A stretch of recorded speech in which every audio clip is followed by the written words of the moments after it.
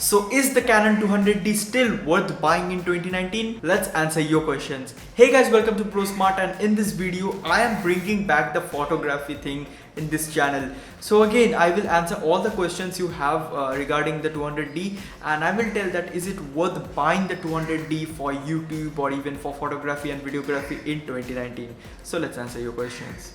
Okay, so first of all, the video quality of the camera is amazing. I'm shooting the video with the Canon 200D, and as you can see, the photo quality and the video quality is superb. And also, speaking of the photo quality, I have clicked few pictures here, as you can see on the screen. The pictures come out really well. I mean, the color science is accurate, the photos are absolutely crisp, and overall, according to me and all of the YouTubers, the Canon 200D is the best camera for YouTubing. So yeah, if you have that budget, which is 40 to 45,000 without any extra lens, only with the prime lens, which is 18 to 55. So if you are going with this setup, which is the camera body and the 18 to 55, then the price will be around 39 to 40,000. So if you have that budget, if you are doing YouTube, I won't suggest you buying this camera only for YouTube. Only for YouTube, if you are just starting out, there is no guarantee that you will get a ton of subscribers and views. So just start using your smartphone if you are shooting YouTube videos for the first time and your channel is new. And even after that, if you think that you should go for a camera that is really good for YouTube when you're starting, definitely go for the Canon 200D.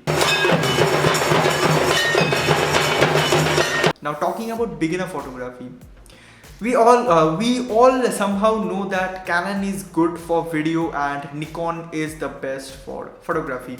Now somehow I don't believe this. If you are using a DSLR and if the camera has manual mode, the photographer is you. No matter how good is your camera, if you don't know how to use the manual mode, the photos and the videos will not look good. Trust me, I used to use the auto mode and the photo quality wasn't that good. Now I watched a ton of YouTube videos and yeah, I learned how to use the manual mode. I learned what is ISO, what is aperture, and all these settings in the manual mode, and I started cranking up the ISO and decreasing the shutter speed and all these settings. And after that, the video quality were really good. As you can see, I'm using the manual mode and the color and the white balance is also like accurate. It will never change. If you are purchasing a camera which is like 30,000, which is more than 30,000 rupees, then you should use the manual mode. This is the main difference between a DSLR, a point and shoot, or even a smartphone camera. In DSLR, you can change so many settings. So yeah, in the Canon 200D, there is the dedicated manual mode. Now coming to video frame rate, it can support 1080p videos at 60 frames per second. Yes, the slow motion feature isn't available, so you cannot shoot dedicated slow motion videos.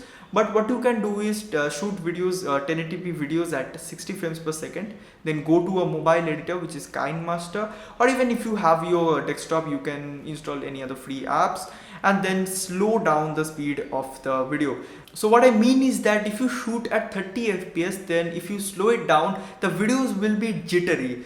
But if you shoot a video in 60 fps, then the videos will be smooth even after you decrease the speed of the video. So yeah, it is an advantage, and in this price range you are getting the 60 fps 1080p video. And also, now coming to the main feature for YouTubers is the flip screen. So yeah, there is the flip screen. I am looking at it, but one major thing I want to share with you guys, if you are starting on YouTube or if you are a YouTuber, I want to share it. Never look at the screen. Yeah, you can look at the screen while you are fixing your hair, and if you are seeing yourself whether the lighting is good or not, you can see. But when you are talking to your audience, never ever never look at the screen. Look at the lens, because this is your audience. And if you're watching this video, why don't you drop a like and also subscribe to brosmart for more interesting videos just like this one. So you should look at the lens eye to eye with your audience, like what I am doing with you guys.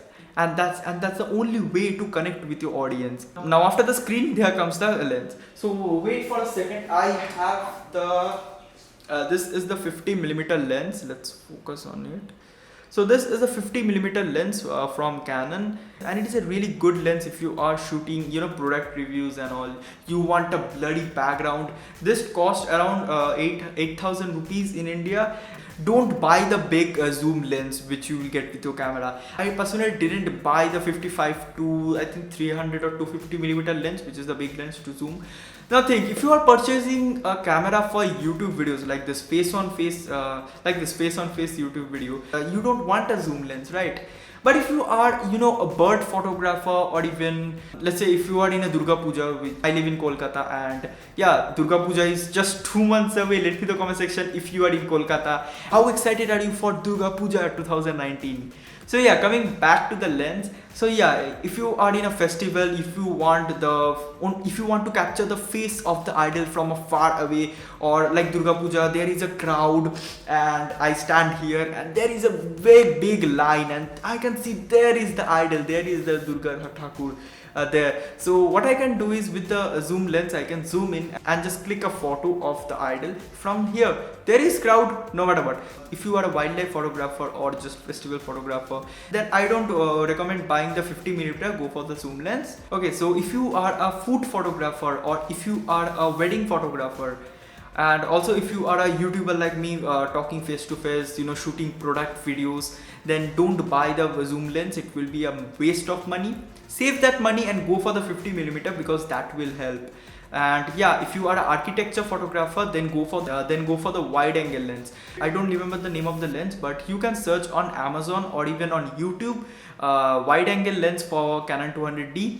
Now there are a ton of buttons in the camera. You will get the shoot button, you will get the focus button, and also the menu and bin button and all that. So in general, the camera is really small.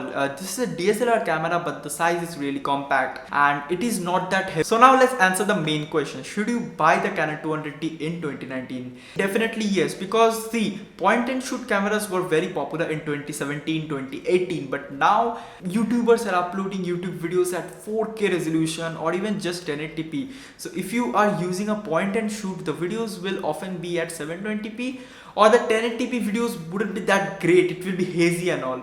So that's why if you are purchasing a DSLR, then go for the 200D.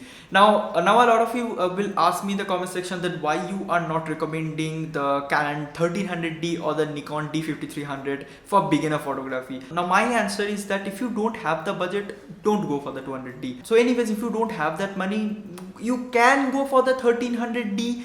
Which is also a DSLR, but the settings are limited there. You won't get all these features, and also you won't get that flip screen. The flip screen is really important. Also talking about the price, if you are purchasing the 200D and you don't have the the cash, go for a second-hand camera. There are some problems with second-hand camera, but trust me, this camera is the perfect one for entry level photographer or videographer or even YouTuber.